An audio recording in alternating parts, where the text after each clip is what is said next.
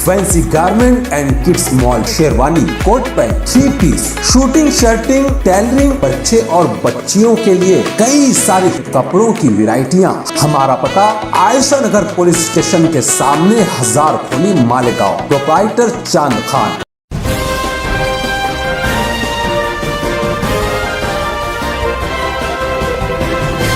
मानव समाचार, मानवता के हक में।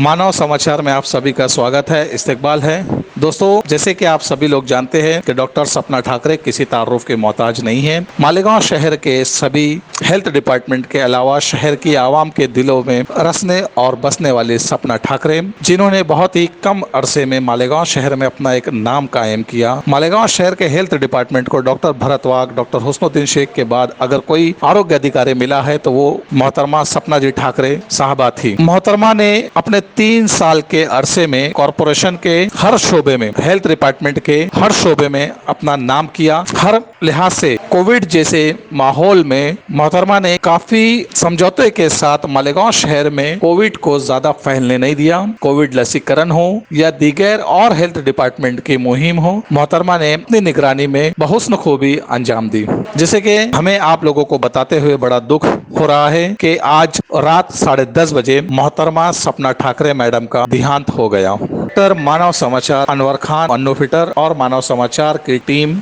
इस दुख की घड़ी में सपना ठाकरे के परिवार के साथ है और उन्हें श्रद्धांजलि पेश करते हैं। हम मानव समाचार की कुछ झलकें आपके सामने पेश कर रहे हैं जो हमने मोहतरमा सपना ठाकरे साहबा के शूट की हुई।